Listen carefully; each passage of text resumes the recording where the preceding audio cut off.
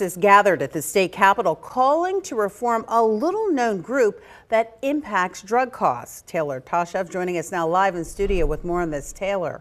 Valerie, that group is called the Pharmacy Benefit Managers. Pharmacists say they're underpaying community pharmacies, forcing many to close.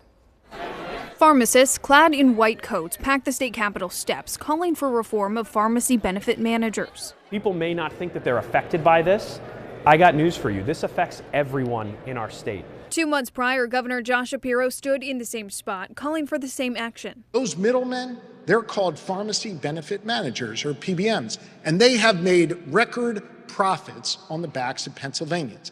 It's time to reform the operation of PBMs here. PBMs are a go-between for health insurance providers and drug makers to negotiate prices.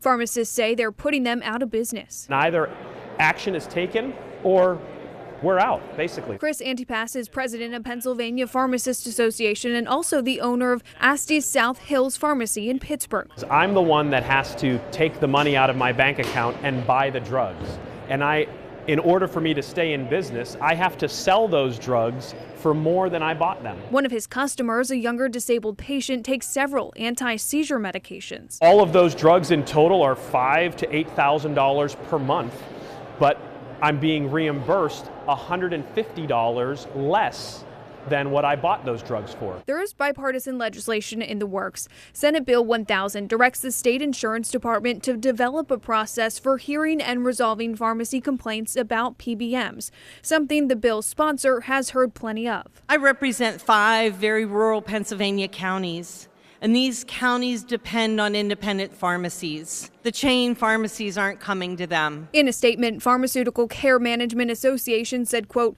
PBMs specifically support rural pharmacies in Pennsylvania through programs that increase reimbursements, including expanding reimbursements for clinical services performed at rural independent pharmacies for rural patients.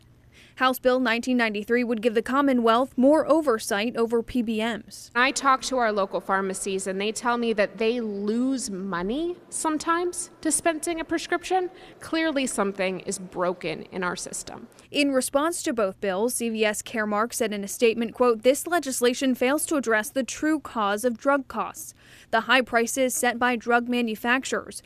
PBMs are the only part of the prescription drug industry fighting to keep life-saving drugs affordable and accessible for patients. Antipas fired back with this. PBMs are very good at deflecting their role in increased drug costs. He also says if more pharmacies close their doors, that will lead to pharmacy deserts in the state, causing people to travel further to get their medications. Live in studio, Taylor Tashev. Alicia, back to you. That is an important topic. Taylor, thank you.